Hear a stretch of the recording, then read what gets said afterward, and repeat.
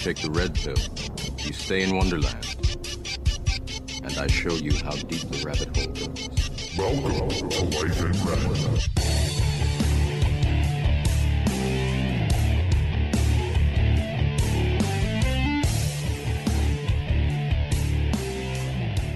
All right, pleased to welcome my new friend Sarah Vezina to the show. Sarah, how are you?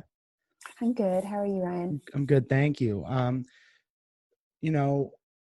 I always like to start now because we're in such uncertain and weird times. And I'm a big mental health guy, and I know you are too, which is great. We can get into that. But how are you holding up with this whole new reality at this time?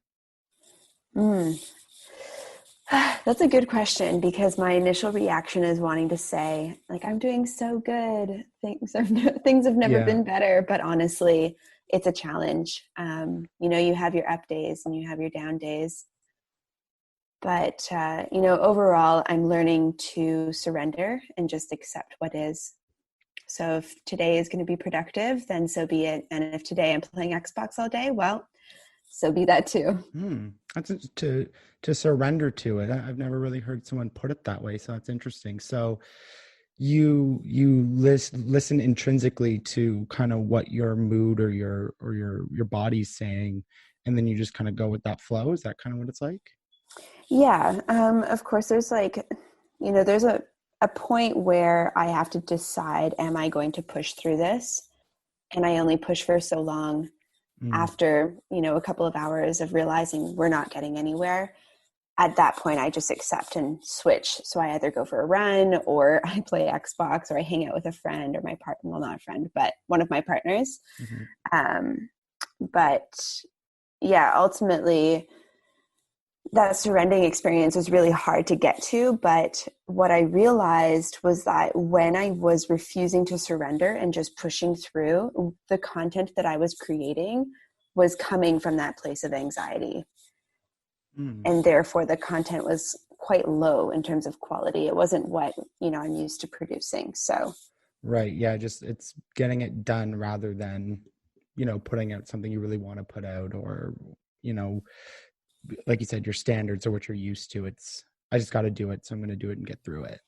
Yeah, absolutely. Interesting. Would love to touch more on mental health, but I do want to talk about, one of the big reasons, obviously, why you're on the show is coming across you on Instagram under Octopied Mind. And that's something you co-founded. Am I correct on that? Yep.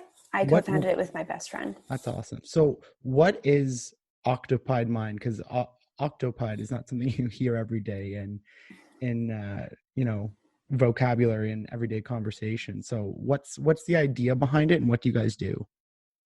So Octopied Mind is a play on the words occupied mind, and our slogan is free the occupied mind. So what we do is essentially through thought-provoking graphics, a bit of storytelling and production, so t-shirts and sweaters and stuff like that. We are essentially a tool for supporting the journey in freeing the mind from negative thoughts. So we have a goal where we want to foster a community of people who feel like they belong and are really deeply connected to one another on an authentic level. So, when you're treating yourself to an own product, or even if you don't have an own product at all, you genuinely feel like you are part of something bigger. And each design has a story to tell. So every design has something that we all share, right? And these narratives simply manifest themselves through quite unique and mind-altering illustrations, which we hope offer our community and our audience a deeper insight into what it looks like to genuinely free yourself from the thoughts that keep you down. Interesting. So one of my favorite shirts, and I saw Mallory, who was on this post or on this show, the Pussy Power shirt. I love that. Because it's kind of one of those things where you notice that right away. Like, it's either going to stand out, you might be offended by it, but you might love it. You might, it's going to catch your attention, though, both negatively or positively. Not using that as this, just the only example, but is that something you, like you said, that thought provoking, is that what you kind of go for with everything you do, that like you're really trying to, I don't want to use the word shock, but just draw people in like instantaneously and then kind of cultivate that relationship with them?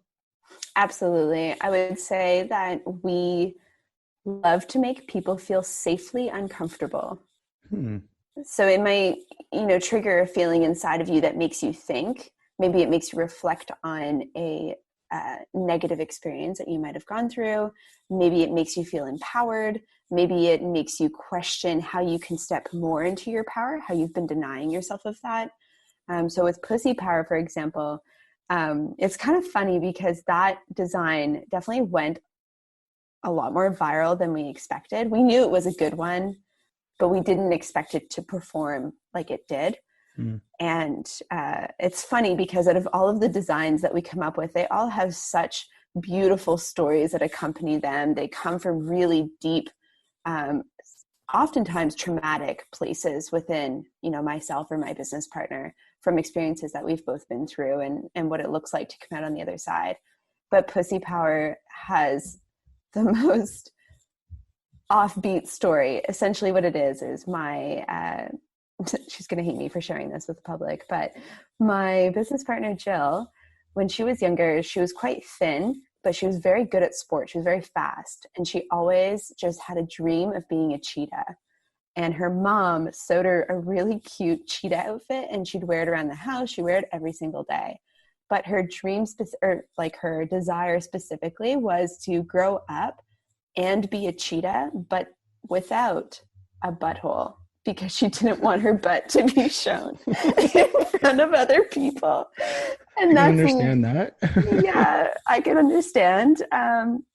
Which speaks to the kind of, it's funny though, because it speaks to the kind of social insecurity that she has. Like, she does feel quite self-conscious around big groups of people. And that story really encompasses that feeling for her.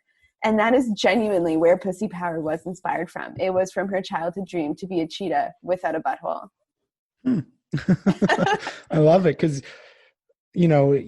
I assume, and I never like to assume, but here we go, and you can correct me if I'm wrong, but that it's about, women empowerment, whether, like that be however people who can't think of the word off the top of my tongue, which is great on a podcast, but that feel like a woman or present themselves as women, like it just encompasses that feeling of women empowerment.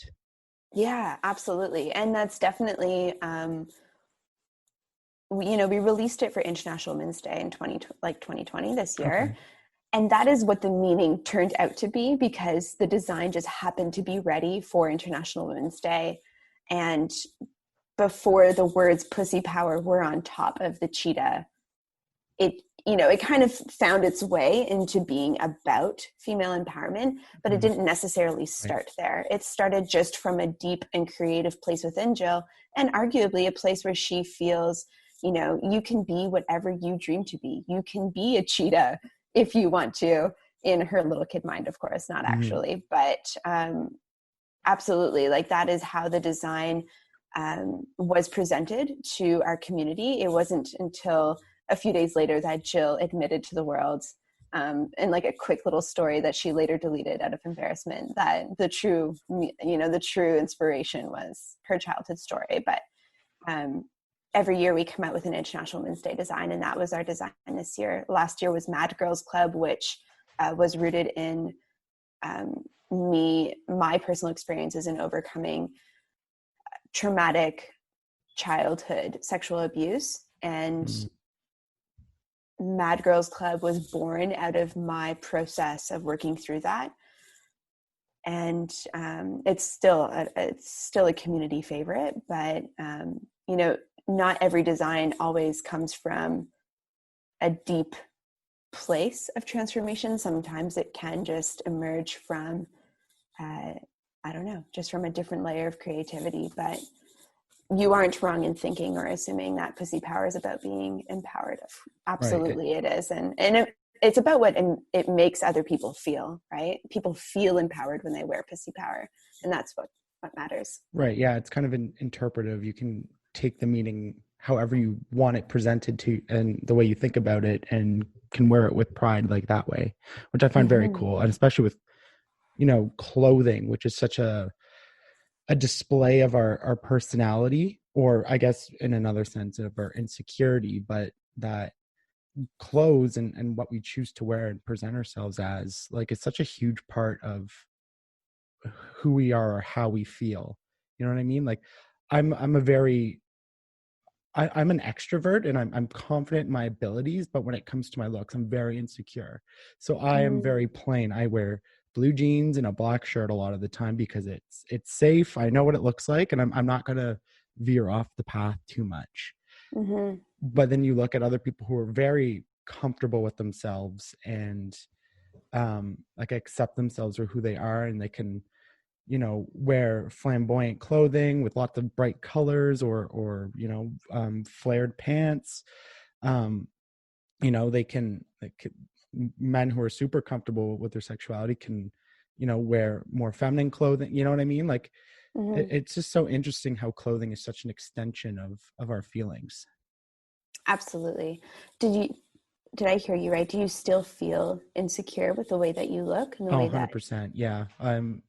Yeah, that's always been a struggle for me. And so it's funny, like, people not make fun, but I do wear the same things very often, but it's just because it makes me feel comfortable. I know what it looks like, and I'm good. right.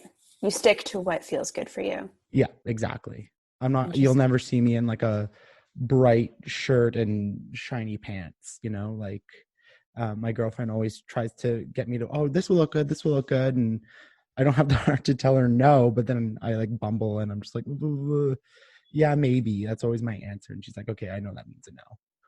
Right. Is there a part of you that wants to wear something bright? Not necessarily bright, but I would definitely say there's a part of me that would like to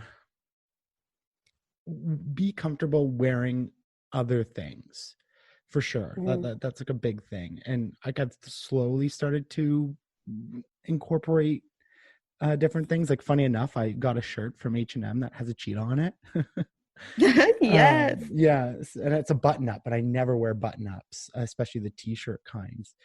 Mm-hmm. Because a lot of body dysmorphia, like, I'm very big and broad shoulders, but, like, so it's just, I always feel like I'm large. So Right. it's one of those things. So it's your insecurities are rooted in like how you think other people will perceive you Yeah. physically because of what you wear. Oh, okay. That's a big thing. Like, I know, I might sound cocky, but, like, I know most people will like me because of my personality. Like, that's just been proven. But I'm like, the way they look at me, the way the way they see my physical appearance, it's such a, like, that's like such a downer. And it makes you overcompensate. You know what I mean? Like, okay, now I have to be way funnier or way more energetic or way more personable, in order for them to like me more, because I look weird. Right. Make up for it in a different area. Which is, super interesting, because you have this whole brand and community about occupying, like, freeing that occupied mind. So, Mm-hmm. when you initially started talking to me and we were talking about mental health a little bit, it's funny because there's such a need for something that you're doing, because there's a lot of things that we all feel that we don't want to talk about. Yeah, So it's very absolutely. interesting. And that's one of the reasons too why we make almost strictly unisex clothing, which is Mm, very challenging because we sell to mostly people who identify as women, mm-hmm. and those folks most oftentimes like shorter, tighter shirts. At least that's what they ask us for. That's not an assumption. That's just based on pure Yeah, statistics that have been right. coming in. And so it is a challenge to find clothing, but it has been important to us from day one. The reason why we started doing this really was because both Jill and I hate women's clothes. Jill Hmm. is a straight, really gorgeous gal, tall, slim. She's got it all. I'm short. People like refer to me as an elf. My feet are like size 6. And I also identify as a lesbian. And so clothing can really trigger some uncomfortable feelings in me because I might feel like, oh, I look too boyish in this, or I'm too femme and people won't know I'm gay, or there's a lot, it kind of plays into it. And so for both of us, picking out clothing that feels good on the body in terms of softness, quality, how it sits is really important. And it's so funny because I've never once heard before we launched Octopied Mind someone say, my boyfriend always steals my t-shirt. Usually you hear the opposite, right? Yeah. But that has been consistent feedback. All these women who are buying from us buy a second shirt, and I'll message them just because our community is like nice and close knit and lots of return customers. I'm like, hey, Haley, you already have that shirt in that size. Did something happen? Like, can I help you? I would have given like a discount or something. She's like, no, my boyfriend stole it. And that has happened so many times. Interesting. Mm-hmm. That's really, is that, and I'm just I just like to think broadly. And when I used to do this podcast, we were always in person, so you could, see how I was talking. So it's a lot different from Zoom, but I'm just speaking openly. Do you think that's because like the community you have fostered maybe takes, people who are a lot more, I guess, accepting, a little bit more like liberal, like that type of thing, and like that's your audience, rather than people who I grew up with who are very straight, masculine, I play hockey, blah, blah, blah. Like like they would never go, they could, but like I would never think to see them ever going to wear their girlfriend's shirt, Yeah. or like is that kind of maybe what it is, or is it just like, and you could totally like pump it up, like it's just that good? Right. I think that a lot of it does have to do with the content that we share. Typically someone who is interested in personal development, interested in supporting local, is interested in psychedelics, in authentically connecting with new people, that kind of, we'll say, hooky pooky, witchy, mindfulness, weird area. They're typically all the kinds of people that would be friends with one another. Like, I genuinely think that our community, most of them would just be best friends with each other if they've ever met in person, which happens with our workshops actually.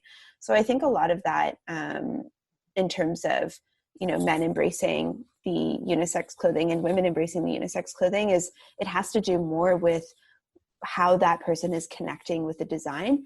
And also our clothing is soft as heck. So,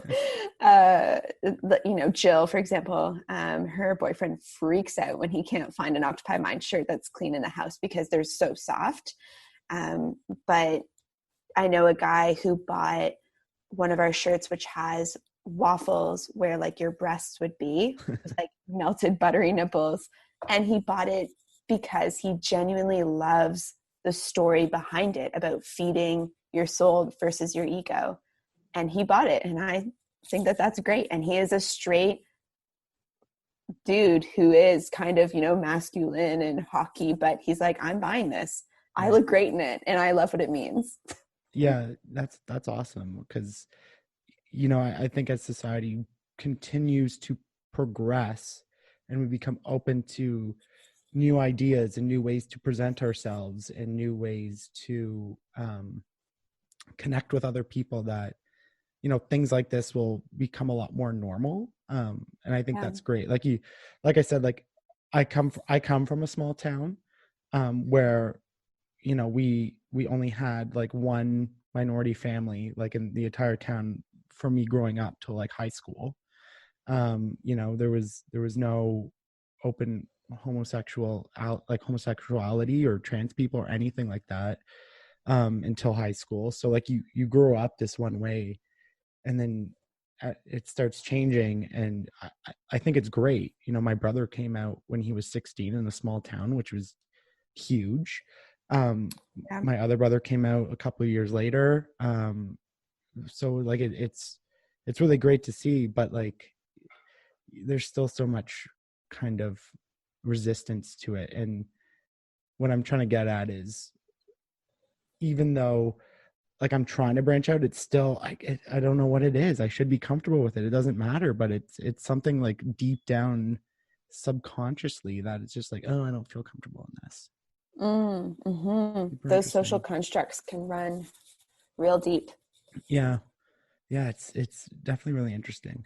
I wanted to Mm-hmm. touch on a couple things because you mentioned a couple of, like big pieces of information in passing that I didn't want to let go. The first I wanted to kind of talk about was that that presenting yourself as lesbian and identifying and clothing, because you often get that stigma, you know with you're either femme, present yourself as feminine or as butchy, is Yeah. that is that kind of like within the community, the way you feel like, is that something that you have to adhere to, that like I have to be one or the other, versus you know I know what you're trying to get at with this clothing brand, but like just how people have to present themselves as that, like they're, like you said, they're not going to think that I'm gay. And to me that was really interesting.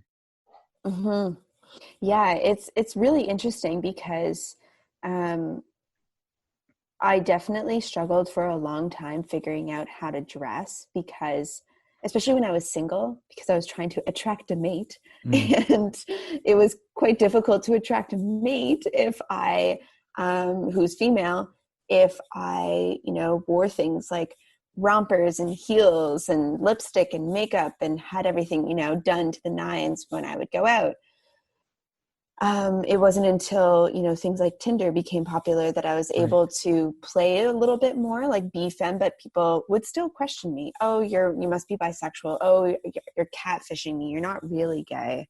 Or Wow. even worse, guys would be like, you're definitely not gay. Like, you don't look gay.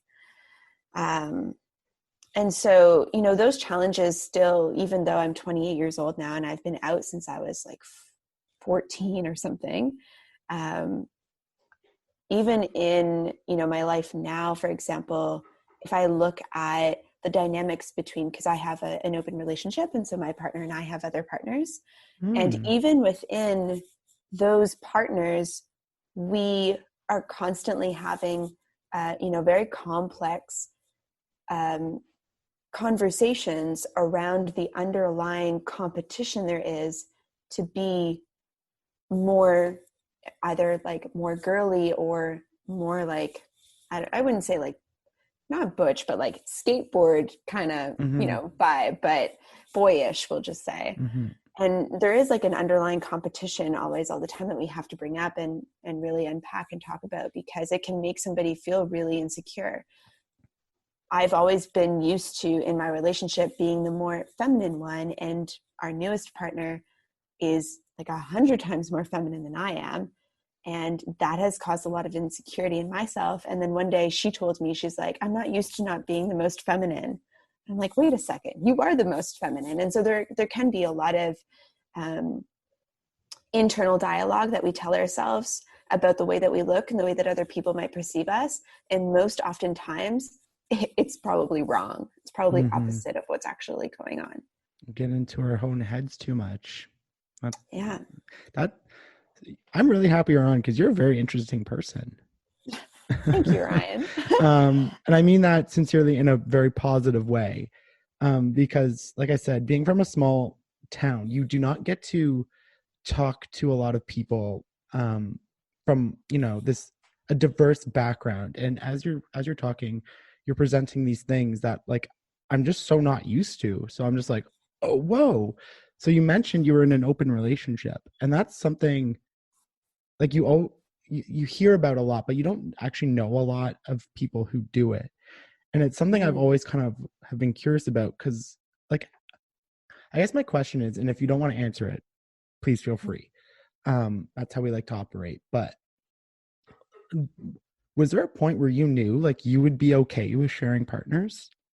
Because that's always something kind of people talk about in a relationship, I guess. Just like, would you, not maybe not seriously, but like, oh, would it be okay if you had a threesome, or brought in another partner, or date other people, and I always find myself, I'm like, oh, I don't know if I could do it. Like, was there a point where you you just knew you were okay with it? Looking back, I think I can I can definitely identify times in my life from even being like in elementary school where I knew that I had the capacity to love more than one person. Because before I knew that, monogamy was I'm doing quotations with my fingers here, but monogamy was the normal way to date somebody. I think in grade 2, I had like 2 boyfriends. I mean, I didn't know I was gay at that time, so this qualifies the whole experience. Right. But yeah, so in your question, there's definitely a lot to unpack. The first thing that stuck out to me is this idea of sharing. So this is a question that I get a lot, like, how can you share your partner? Don't you feel jealous? So if we look at that sentence, the word share comes from the world of consumption of goods, right? I have this item, you have that item. Well, we can either trade or share them, right? And so we oftentimes look at our partners as goods. We consume our time with our partner like we would consume food. And so when we have this idea that our partner going elsewhere with somebody that is not us and interacting with them in whatever capacity, we have this sort of reaction that we feel like someone's taking something that belongs to us.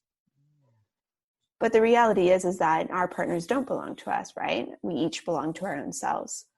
And so that's what I would say in terms of like sharing. So that is, I could talk probably for hours about sharing and the different levels that I and we, as in our partners, have to constantly revisit to unpack again.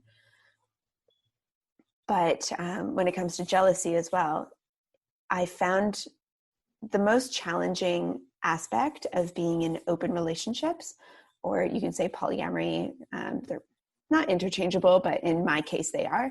And so in these types of relationship dynamics, I felt like I wasn't allowed to be jealous because I felt like if I was jealous, then that meant that I wasn't meant to have more than one partner. And that caused me a lot of shame and guilt for a long time. And it also caused me to have no boundaries and just see, again, I'm catching myself in these words that I need to move away from, but it would put me in situations where I would say yes for my partner to engage with somebody in a capacity that actually wasn't working for me, maybe yet or ever. So yes, you can have a sleepover with that person because I felt like if I can't be jealous about it, and if I'm jealous about it, then that means I shouldn't be doing this. But I do want to do it because I am enjoying, my partners and the interactions in terms of the positive things that come with it. But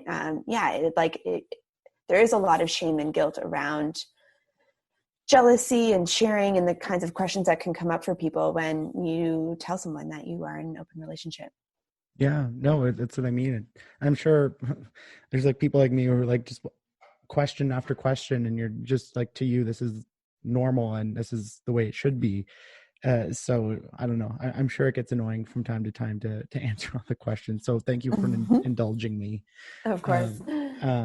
It's definitely not annoying. Honestly, it helps me reflect more and gain confidence in talking about it, because unless somebody asks, it doesn't come out of, my little circle or out of my head. So right. I appreciate that you ask. No, it's like it's the whole reason like I wanted to do a podcast is just so I could meet people, whether it's from, a different, race background or sexuality background or interesting passion, hobby, expertise. Like it's just, to me, it's so fascinating to speak openly and candidly with people without any, guilt or shame or animosity between people. For me, like I'm asking it out of a genuinely curious place because I want to learn. I want to expand where my thinking is limited, and that the things that I've been taught and brought up to believe and all those things and the accumulation of my experience, like it's vastly different from everybody else's. And once you kind of notice that, you can learn you can learn so much from so many other people. Like, we're only going to talk an hour and I've already lost or learned so much of all these different avenues. That's what I find so fascinating about it. Totally. Can I ask you if you have ever thought about non-monogamy? Like, have you ever explored what that feels like in yourself? Never seriously, to be honest with you. I'm I don't want to say I'm a jealous person, in ways I definitely can be. What I am is very, when I say the word dependent, it's not like I don't want to say like it's needy. I'm not like, talk to me or hang out with, like, it's not like that, but I'm very dependent on a relationship to, like, for a partner, where I can talk to and bounce ideas off them, or they can talk to me, and we can converse and be together. And like, I don't know if I could share it. There's the word share. Catching there myself it now. is. but It'll get you every time. yeah, I know, now every time I'm going to think about it, which is great. Like, it's a great point to bring up, because now every time it comes up, I'll think about it and catch myself. But that I don't know if I would feel okay with having another person involved. Like, I don't know, and I've never thought about it seriously, but I know I would be very hurt if my partner, my girlfriend, would to be intimate, like physically, with another person, whether that be man or woman. I know that would hurt me, and like, I'd feel it. So like, I don't know. You'd feel it. It's interesting because my partner and I, my primary, well, not even primary, because that's kind of gone out the window too, but not that we broke up or anything, just we're trying not to use hierarchical terms. But the partner that I live with, that I have been with the longest, that I started this journey with, the one who I have a podcast with, Sydney, she and I had these types of open conversations around, like, oh, it would be fun to have maybe like a one night stand with someone that we invited over, or maybe it'd be fun if like we flirted a little bit with that person over there, or, tonight at that party. And it slowly evolved into like, well, maybe it'd be cute to like date somebody that we saw, once in a while. But we would come out with all these things to protect ourselves. Like, oh, well, if we date someone, we definitely wouldn't see them all the time.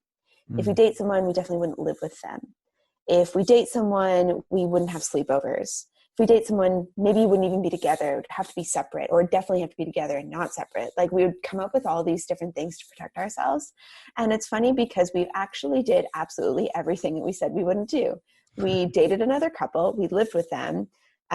We all went through a breakup together, and now we're in the process of all getting back together. And so we've come full circle through that full experience together. But one thing that I really learned is that from the outside, when you're thinking, like you, Ryan, you said that it would hurt you to think about your partner with somebody else. When I think back to those moments, it's hard to really answer that question in your position, and in the position that I was once in, because we imagine that other person as a stranger. But my other partners who we've lived with and now we don't live with, who we continue to see, couldn't be more opposite of a stranger. They complement our relationship dynamics in ways that I never thought possible. The fear of maybe, losing time or losing support, I feel like we have an abundance of time, an abundance of support. Even the other day where I was struggling with business, one of my partner's partner is a business coach, and she just came over and helped me for a couple of hours. And so that's like where the community can kind of come in. And I know that that's not the same for every relationship dynamic, but I just wanted to let you know that.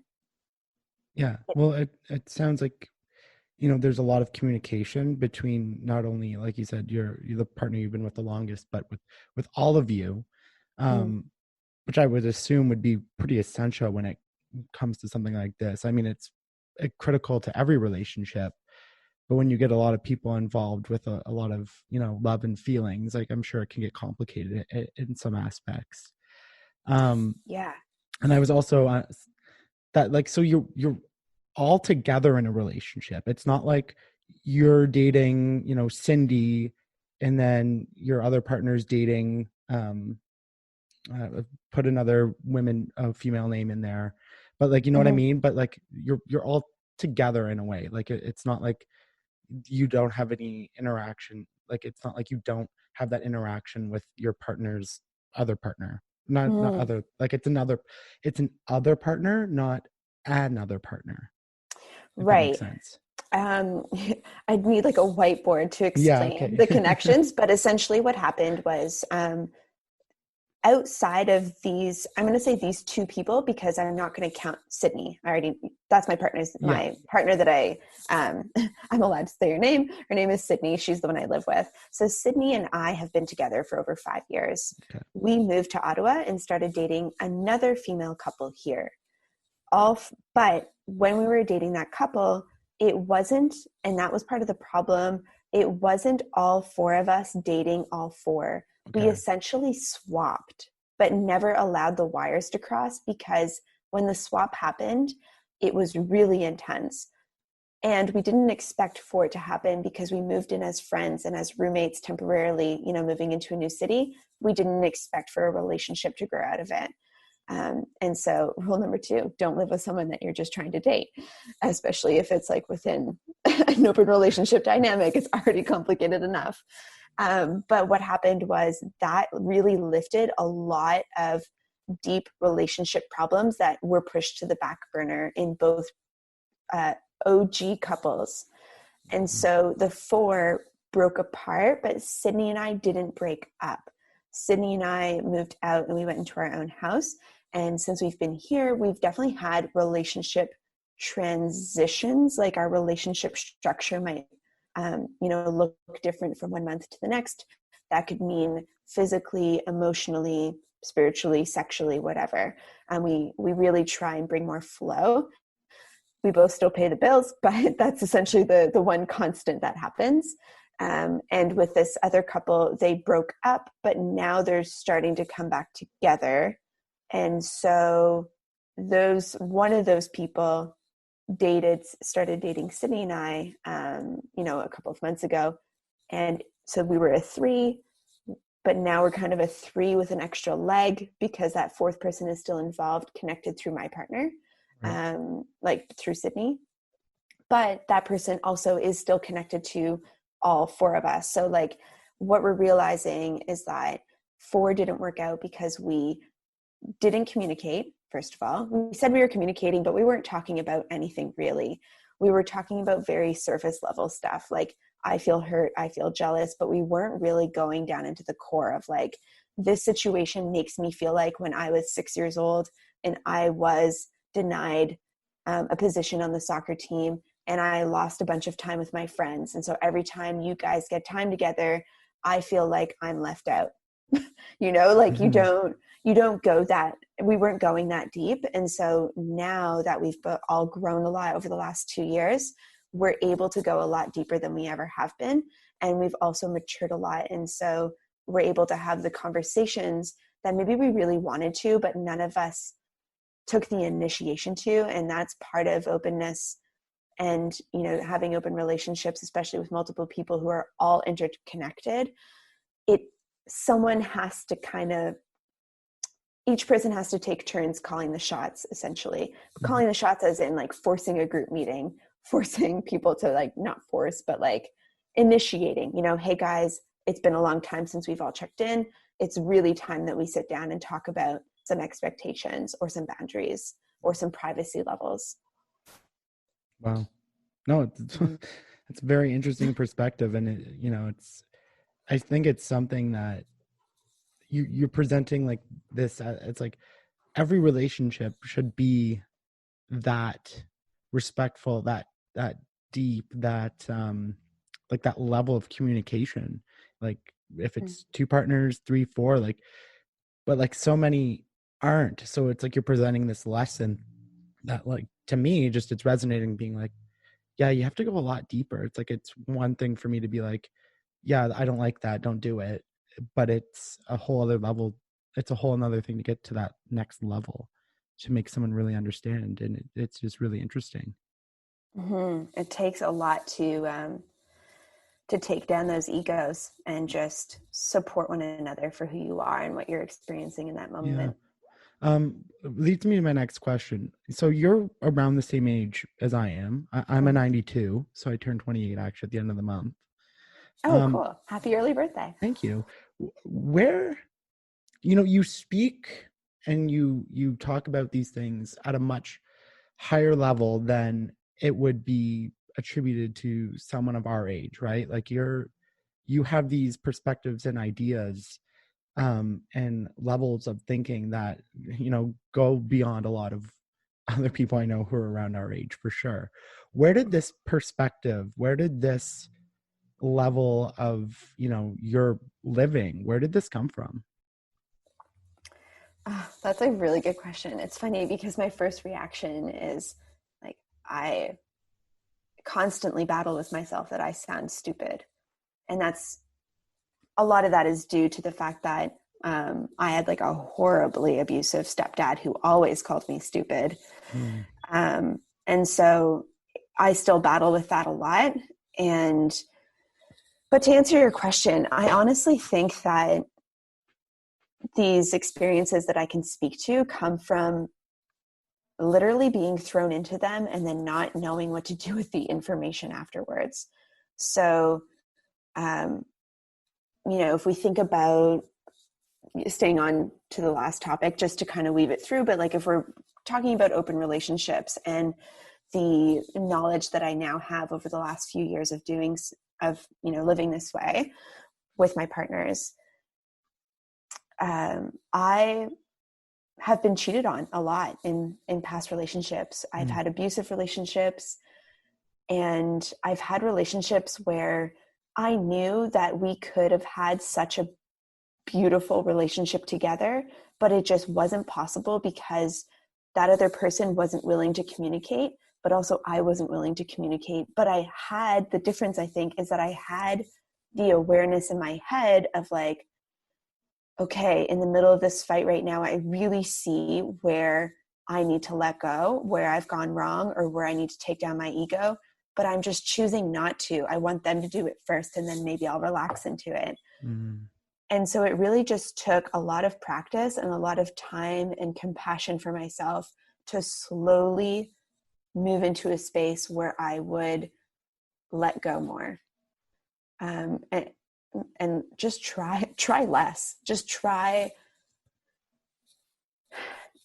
to be more in line with what I really do feel deep down on the inside, right? Like anger, for example, is a symptom of really deep sadness. When we're angry at somebody, it's because we feel deeply hurt. But our ego wants us to just yell and be right, because the ego can only digest negativity. But what the soul wants to connect. The soul wants to understand, and the soul wants to heal. But the soul also whispers, and its voice is much quieter. And it takes a lot of work. It's like exercising a muscle to be able to get to a point where you are exercising your soul's muscle more than your ego's muscle. And with that being said, I still operate from a highly ego standpoint. I definitely haven't moved into that space, but every single day I try a little bit harder. Right. Yeah. No, it's, excuse me. It's just the way you describe the scenarios, these levels of thinking, to me, it's just, like I said, you hear like a very philosophical, like a very, not spiritual in the sense of, necessarily religion or all that stuff, but spiritual in the sense of, and like I said, like you were talking about the soul, which is, it's always interesting. And if you were talking to 16-year-old Ryan mentioning the soul, I would have been laughing. But now I've learned to understand how these people's perspectives and other things, but getting back to it, that like when I'm saying spiritual, that you're just so, or at least present yourself as, like, intrinsically in tuned, that you really have taken some deep thought and understanding to learn about yourself. And in a world that, not talking about like the COVID stuff right now, but like Mhm. where mental health is on the rise, depression is on the rise, um, substance abuse, all these different societal issues that we have. And a lot of it Mhm. stems from people just not taking that look in, and as some people who I really respect and look up to say, deal with your shit. Yeah. And Yeah, you're it sounds right. like you took the time and continue Mhm. to. Honestly, and it really comes down to, which is actually something that I was speaking with Sydney earlier today. I think, like, to answer your question point blank, I woke up out of pain. I woke up out of being sick and tired of being sick and tired. Mm, Both physically, emotionally. I had extremely high anxiety. I was very depressed. I starved myself very badly.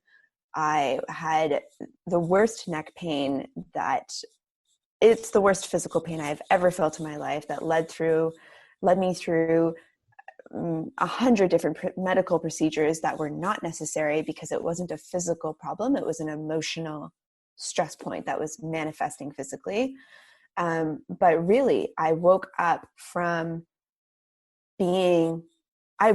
day and just realized, like, I can bring myself to a point where I can deal with my stuff, and maybe, just maybe, because I don't know yet, because I'm still, in this state, but maybe if I just start dealing with these things, I'll feel better. And what catapulted me into that was, very honestly, psychedelics. I was very afraid of them. I remember making fun of my friends for taking MDMA, saying it was like cooked in a bathtub and all this stuff. Uh, MDMA, there's a great documentary on, I think it's still on YouTube. I think you might have to buy it though. It's called Dirty Pictures. And it is literally the inventor of MDMA and his wife. And they talk about how we have all of these um, outlets in our system to receive different types of information from psychedelics. So, for example, we know that cannabis is received through our system by, what's the receptor called? I think it's a cannabinoid or something like that. mm-hmm. I don't know the medical terms, but essentially, I used to make fun of people who smoked weed, who did MDMA, who took mushrooms, saying that they had all these awakening experiences. But it wasn't until I did it in an intentional setting. I'm not saying, I'm not advertising to do drugs and you'll just wake up one day. But for me, I was really lucky to be connected with Jill, who connected me with a community of people who used psychedelics for healing, who microdosed things like MDMA or acid or mushrooms, and got all of our closest friends together in a circle and had a healing circle where we talked about stuff from our childhoods that most people, die never speaking about. Mm.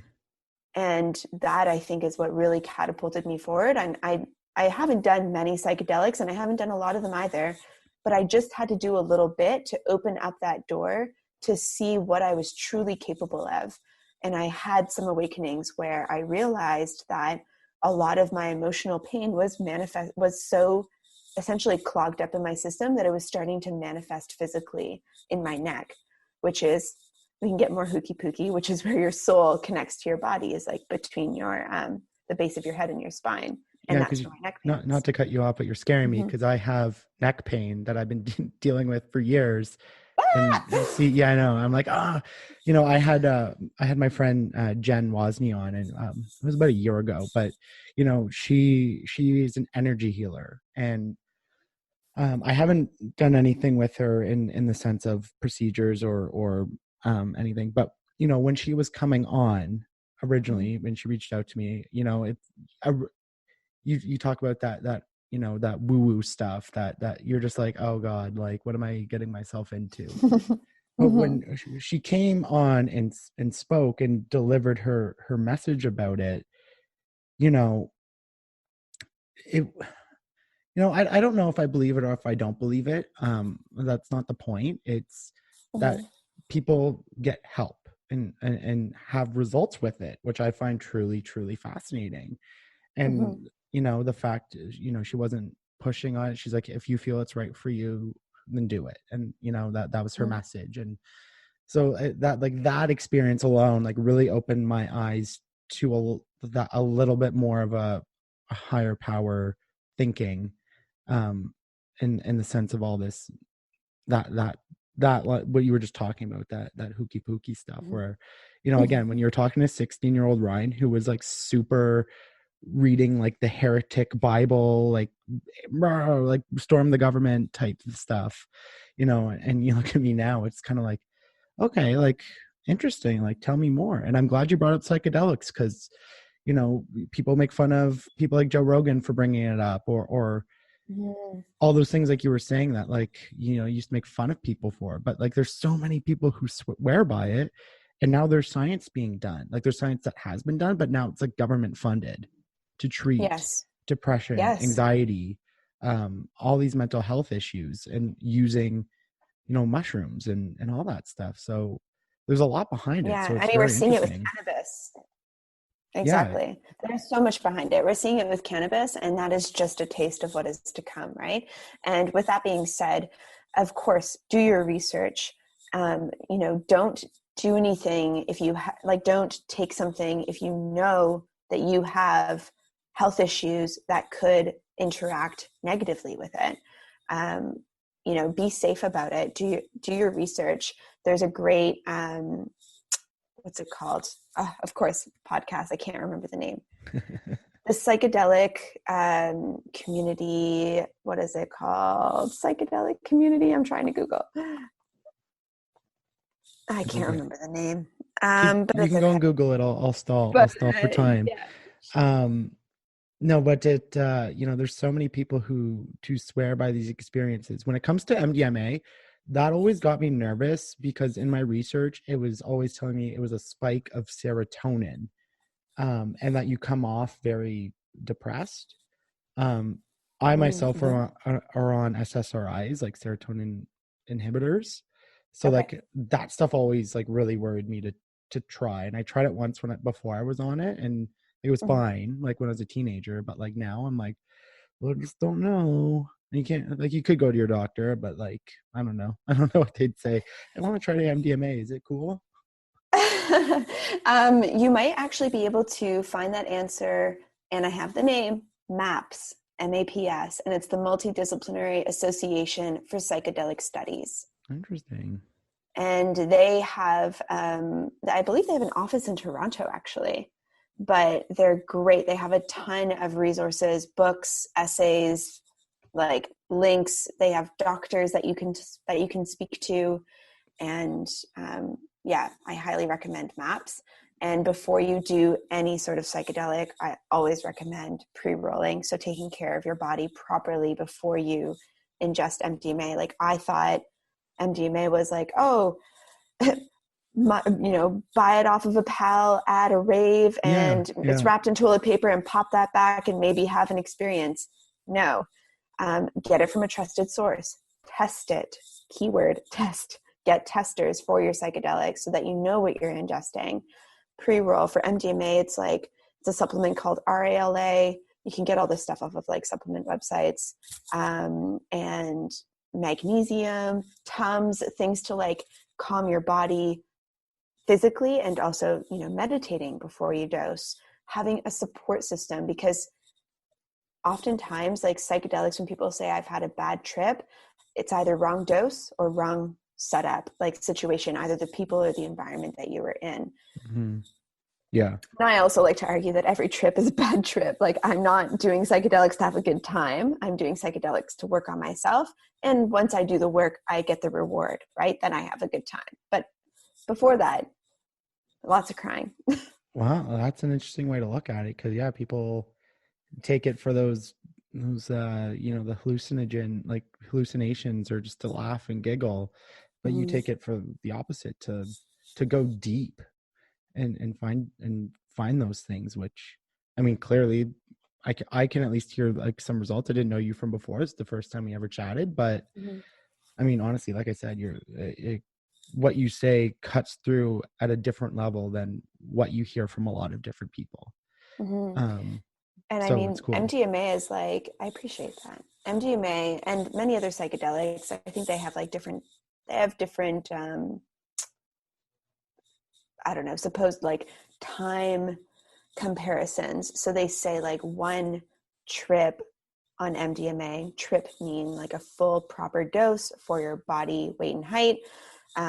One of those trips is equivalent to 2 years worth of therapy. And I heard that before I did MDMA in a healing setting. And I was like, that's BS. There's no way, that I could have that deep of healing, that much of a transformative experience in a few hours, that it would be equivalent to 2 years of going to therapy. And I was proven wrong. I would have never been able to wrap my mind and my heart around, like, specifically what I had mentioned earlier, the childhood sexual abuse that I had been through, hadn't it been in the situation where, and it wasn't over just like one trip, but I did like 3 trips with MDMA in a healing circle with proper support, proper dosing, tested, and so on. But I would have never been able to get there that quick. And I'm so glad that I did, because that was one of the biggest things that was holding me back from reaching my fullest potential, from doing things like launching a business, from, being a good partner for someone to date, from being less anxious or just calm enough to go to the grocery store by myself. Oh, you got me thinking so much. I'm like, oh, okay. I'm really interested about your neck pain. How long have you had it? Oh God, since like 7 years. 7 years. 6 or 7 years. I feel that. Yeah, it's been one of those things, like my body just is just very stiff. So like, I've been to a chiropractor, massage, physio, and things are just always momentary relief. Like I feel better, and then I'm like stiff again. Now I am a very anxious person. And I'm like 99% certain a lot of it is because of, without ever having a diagnosis properly, like with that is probably a big reason. Like apparently I grind my teeth now when I sleep, and so I wouldn't be surprised. And it's one of those things, like, I'm very involved with mental health and talking to people about it, and I do my speeches and I do all these things, and I've tried meditation, not as seriously as I probably should, things like yoga, mindfulness. It's like I've never just sat down and made the time to seriously go through it, when I sit there and I know I should. And it's just, I don't, it's one of those things. It's one of those things it's like when you hate your job and you really want to leave, but you can't, and it's going to be so much better when you can, but you can't. You physically cannot just bring yourself to do it. It's kind of like one of those things, and it's so hard to break through. Absolutely. There is a part of us, the ego, as you could refer to it, or even deeper than that, it's called the pain body, that enjoys the suffering. There is a part of us that wants to be in pain and that wants to stay with it because we identify with it. I recognized even this morning, I said my neck pain, and the word my, attaching that to the pain that I experience, tells me that I'm attached to it, instead of saying there is pain in my neck, or like switching even where the word my is, or I'm in pain. But it almost sounded like my dog, or like my computer. It's like my neck pain. I own this. I'm attached to it. But something that I want you to try is, question, is your neck pain constant, or is it like once in a while? No, it's a chronic thing. Yeah. Okay.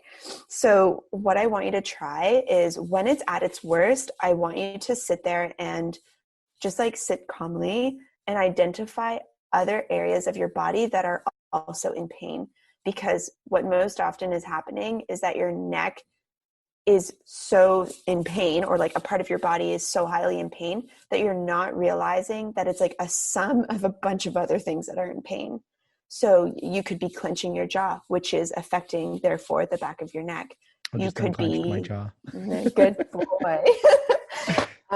It could be your stomach, right? You could be hunched over a bit and tense in your stomach, which is leading tension up into your chest and your shoulders, therefore your back, causing bad posture, leading to your neck. It could be your way that your feet are crossed. Are you like pushing your ankles into one another to like keep your legs nice and tight? How do your thighs feel? And so just doing a bit of a body scan and breathing, big deep breaths. I went through a big phase where I was jazzed to just remind people around me to take breaths. And my partner and I got really into it for a good amount of time. And just a couple of times, times a day, you and your partner should just say, hey, deep breath. And it becomes a game where you take 4 big, nice deep breaths, and that oxygen will help your body relax too. Yeah, it's you're the third person who's brought that that body scan up to me. So it's interesting. I had Jen bring that up, who's the energy healer, and I had a naturopath also bring it up. I'm like, just it's interesting because, you know, people look down on it, right? They think this is like you said, hooky or whatever, but like so many people find results. And I remember putting the question, I'm like, well, like if it's not like, what if it's just your mind just doing it? Like it's like a placebo. And then they just looked at me, they're like, who cares? It worked. I'm like, fuck, that's a good point. Yeah, you have a point. Right? Like they're just like, so who cares if it's medical or it's science or it's this, you know, like if it worked for you, why does it matter, you know? And I always found it interesting that, like, you know, Eastern religions and you know, people have been doing this for thousands, hundreds of years. And like now all of a sudden people are like, oh no, don't do this, go take a pill. And that's something I've always like really thought about. And it's like, I don't want to be on medication, but it helps. And is there ways you can really get around it? And to me, it seems there are, but it's also a lot of work, and you really have to kind of be ready to do the work. Yeah, of course. And there's a balance, right? Like if you got hit in the head with something, obviously you have like a physical ailment that you need to pay attention to. But what I try and come back to, which I recommend, maybe it'll help you out, is, you know, you mentioned like you clench your jaw and you know, these other anxious, you're highly anxious, and so therefore it's definitely living in your body. But maybe take focus away from your neck and just think about how your body might feel if you, let's say, clenched your jaw a bit less, or relaxed your hands a bit more, or relaxed your shoulders back and down a little bit more, and just start not treating, but like triaging the other parts of your body. And if the neck pain is still there once everything else has been healed, then maybe your neck pain will take better to things like chiro, physio, and massage. Because I think it's like, it really is about bringing it all together in one. You've really got to be exercising, eating right, drinking lots of water, meditating, getting massage regularly. Like you have to be doing it all. I think anyway, as someone who's in constant pain, which you might agree with, to really be able to like keep it level, like to keep your body in a calm, painless state. Yeah.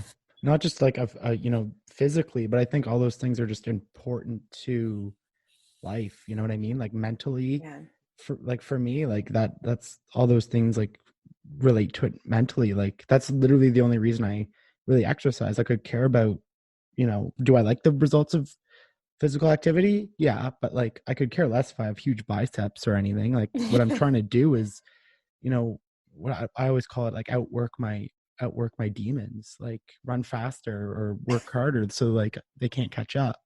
I love that. Yeah, this is kind of dark. Outwork my demons. I'm gonna give you credit for that. I'll bring that up in our podcast. Oh, please, yeah, thank you. It's perfectly on theme. Yeah, no, but that's what I believe in, right? Like I got to outwork and I guess taking all this conversation and circling it right back to, occupied mind, but it's my way, I guess, of freeing, at least momentarily, my occupied mind, of my anxiety, of my loneliness, of all those, suicidal thoughts. I gotta outwork them in a certain aspect. And when I say that, I'm not like one of those people who are like, you gotta hustle, man, you gotta wake up and you gotta, hit the grind and make that money. And you know what, like, all those things are great if that's what you want, like, but that's not what it is. It's I'm being a productive member of, of my relationship, of my family, of my team, of my peers around me, my community. Like, that's to all those things. And then doing the podcast and doing all these other things I'm doing, exercise, it's all part of like doing all these things to free my mind of those negative thoughts. Absolutely. And I think too, I'm learning more and more that it's not just about outrunning your demons or outworking your demons, but it's also about being friends with them. What would it feel like to just accept that part of yourself, right? And it's been on my mind more heavily in the last few weeks, but seeing some of the things that I've been really challenged with in terms of my core behavior or characteristics, how can I maybe approach my life with a balance between self-improvement and self-acceptance? And I think that when we accept parts of who we are, that is the very thing that helps dissolve them. Interesting. Never thought about it that way. Because one of the traps, like, I don't want to get into is, and you brought it up a little bit earlier, is like self-identifying with my mental illness. You know what I mean? Like, I don't want it to be who I am. And I find a lot of people in the mental health community kind of do that. Like, their illness becomes who they are, and what they talk about and what they do, and everything's centered around this. And that's like, so it's, I guess it's finding that little balance of what can I accept, what's not going to go away, and how do I live with it in a better, more positive way, versus what can I actually improve. Yeah, absolutely. Interesting thought, for sure. But I want to ask you one more question. I hate that I'm doing it at the end because we talked about it a lot. That's okay. For the ego. And I've heard about this a lot, especially when you listen or read things up on mindfulness, whether that's meditation, like all those things, like the word ego comes a lot. And when we talk about it, like, colloquially, blah blah blah, I'm not in broadcasting, when we bring it up conversationally or casually, it's someone, they have an ego, they're cocky, they're that person who thinks they're tough shit and they're the best and blah blah blah. When you refer to the ego, like, what is your interpretation of what ego means and what it adds to a life, a human being? Right. Yeah. I mean, ego can certainly mean things like egotistical, like that person is cocky, right? But for me, when you take that, a cocky person, and you break that down, why are they being cocky? Are they insecure about something? Most likely. Okay, well, what are they insecure about? What are the thoughts that are going through their head?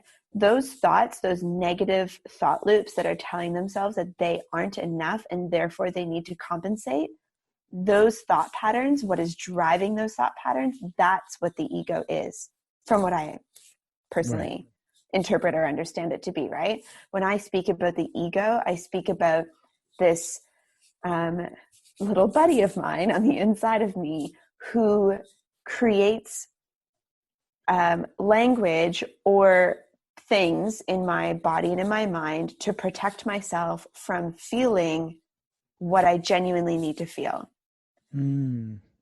So with jealousy, for example, right?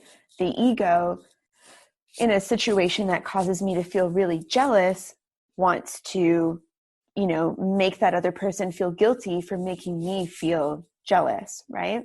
But really what's happening is that there's an internal alarm going off that's telling me that I'm not good enough. And that's why I feel jealous.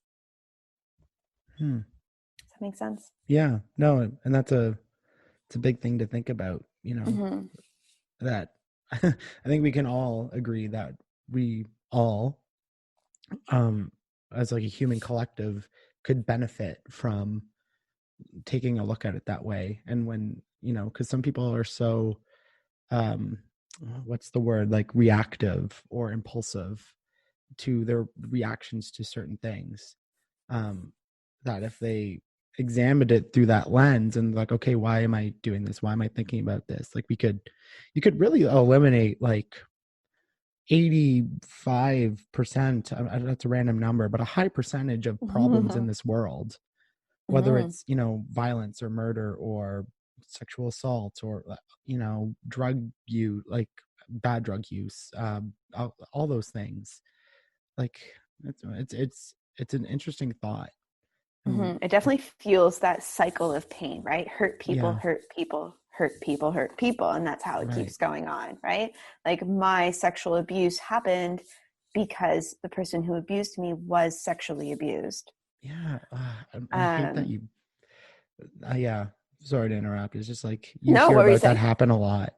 Like at least like Yes. when like you're watching like Dateline or something on Netflix and that happens, but like, it's like like, or you take a look at serial killers and like they were usually abused as kids or sexually abused, and it's just like, I just I hate that know. shit happens. It's like everyone just needs to take an oath where we all agree that the cycle ends exactly where we are, and then we move forward. And that's like kind of an oath that I've taken for myself is I look at my family and I just see so many people riddled with anxiety and pain, right? Like, oh, my knees are hurting, my stomach hurts, I have this problem, I have this health problem. Oh, I can't do that. No, I can't travel. I feel too anxious. And it's just like so much chaos when really it's just all this pain that nobody decided to deal with. And that's all passed down onto me. Half the shit that we have to work through, as in we collective people, half the shit that we work through in the run of a day in terms of emotions don't even belong to us. It's just carried on. Right. Yeah. Wow. Super interesting, but I do want to get out here before we do business plugs. As we talk right now, we're in the midst of a pandemic, COVID-19. Businesses are closed, all these different things. Now, I know you don't have like a storefront or anything, but is your business affected right now due to all the closures? And what are ways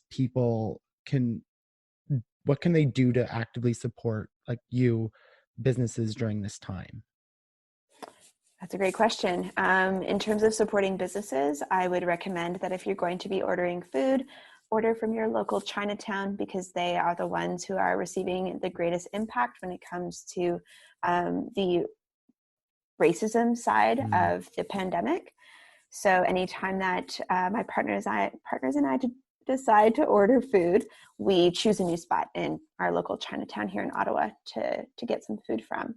Right. That would be my recommendation. And also just find other local businesses. You can find a ton of them through Octopied Mind. We are friends with all of them from the city in ways in which you can support them.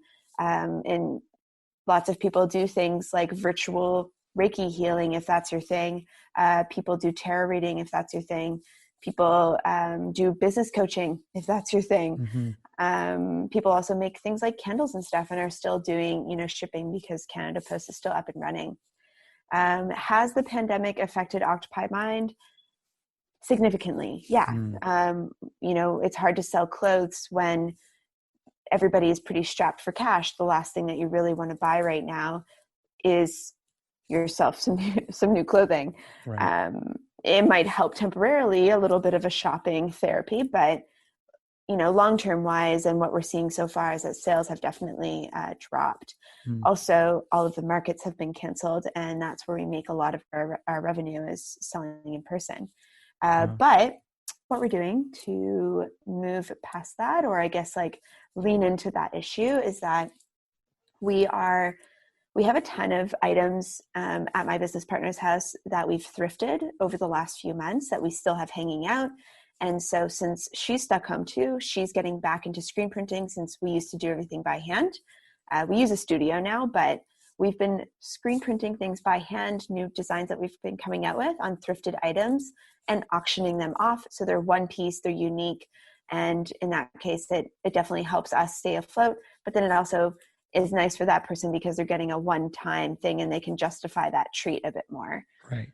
Are you guys doing any like workshops or anything? Because I know, forgive me if I'm wrong, but like you guys used to do, workshops and bring people together, community type events. Yeah, so we are doing workshops still. We've moved them to be virtually. We actually have a workshop this coming Tuesday, April 14th. You can get the tickets in the link of Octopied Mind's Instagram bio. It's also on Eventbrite.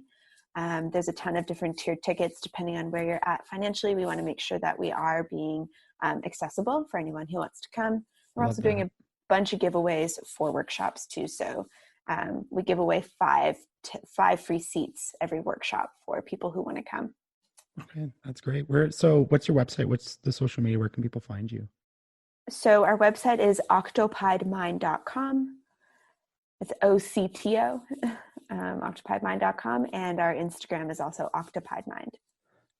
Perfect. Well, you know what, Sarah, thank you for a fabulous conversation. Like, this was an eye-opener and exceeded my expectations, which were already high, so greatly. So I appreciate it. Thank you for making the time. That's really sweet. Thank you, Ryan. I really enjoyed my time with you.